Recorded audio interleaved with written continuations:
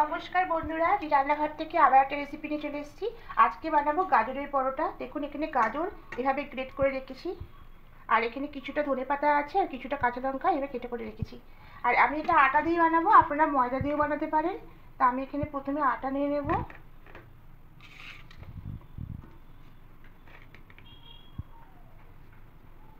পরিমাণটা যেরকম খুশি নিতে পারেন। তা আটা নিলাম, আটার মধ্যে এবার লবণ দিয়ে দেবো। লবণ দিয়ে অল্প অল্প জল দিয়ে একটা ডো করে নেব। এবার পুরটা বানিয়ে নেব। তার জন্য একটা প্যান বসিয়েছি, এখানে একটু তেল দেব।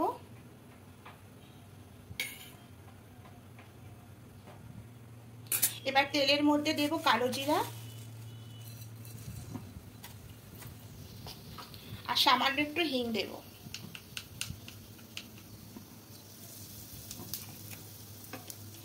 এবার একটু হালকা নাড়াচাড়া করে ভেজে নেব কালো জিরা আর হিংটাকে, একটা সুন্দর সুগন্ধ বেরোনো অবধি।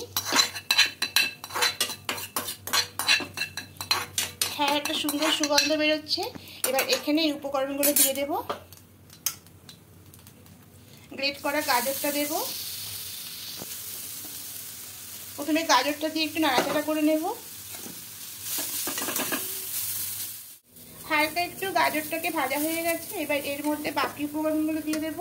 কাঁচা লঙ্কা কুচি আর ধনেপাতা কুচি দিয়ে দেব। এবার এখানে পরিমাণ মতো লবণ দিয়ে দেব।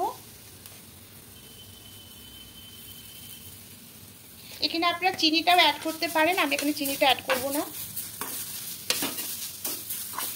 এবার খুব ভালো করে মিশিয়ে আর একটুখানি নাড়তে থাকবো, মানে ভাজা ভাজা করে নেব। ঠান্ডা হয়ে গেছে, এবার পুরগুলো করে নেব। দেখুন এবার একটা লেচি কেটেছি, দেখুন বাটির মতো করে তৈরি করব। প্রথমে এরম করে করে বাটির মতো করে নিয়েছি। দেখুন এবার এর মধ্যে পুরটা দিয়ে দেব।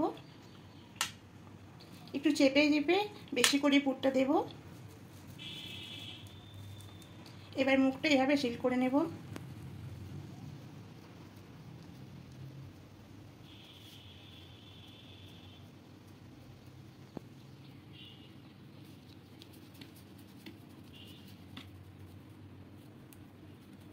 এভাবে করে নেব। গুচিগুলো সব করে দিয়েছি, এবার এক একটা করে বেলে নেব। প্রথমে নেবে এর উপর দিয়ে আটা দিয়ে দেব।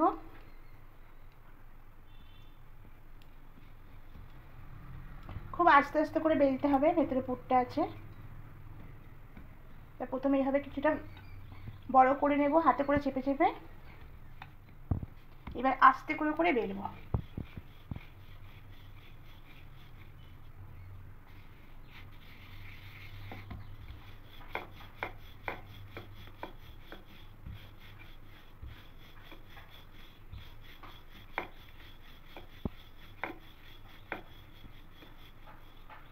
দেখুন আমি এইভাবে বেলে নিয়েছি। প্রত্যেকটা এইভাবে বেলে নেব। সবগুলো বেলা হয়ে গেছে। এদিকে একটা চাটু বসিয়েছি, এর উপর দিয়ে দেব। দিয়ে প্রথমে একটু দু পিঠটা সেঁকে নেব হালকা করে। এবার এই পিঠটা উল্টে নেব। এই পিঠটা হালকা সেঁকা হয়ে গেছে, ও পিঠটাও হালকা সেঁকে নেব। এই পিঠটাও হয়ে গেছে। এবার অল্প করে তেল দেব।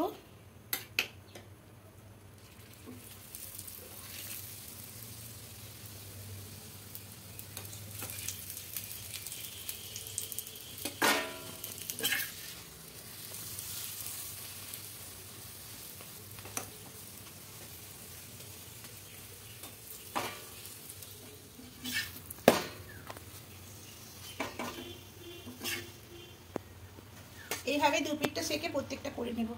গাজরের পরোটাগুলো পুরো রেডি হয়ে গেছে। দেখুন সবগুলোই বানিয়ে নিয়েছি। তা এভাবে করলে শুধুই খাওয়া যায়। তা আমি এখানে কোনো সবজি বানাইনি, আমি স্যালাড আর টমেটোর চাটনি দিয়ে এটা সার্ভ করবো। তাই এখানে সস পালে তরকারি পালে করবেন। তা দেখুন কত সুন্দর এগুলো হয়ে গেছে, আর কত নরম, একদম নরম।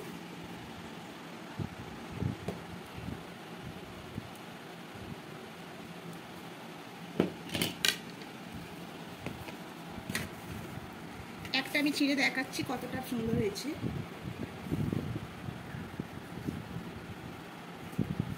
দেখুন একদম ফুল ভেতরে আছে, আর খেতে খুবই সুন্দর লাগবে।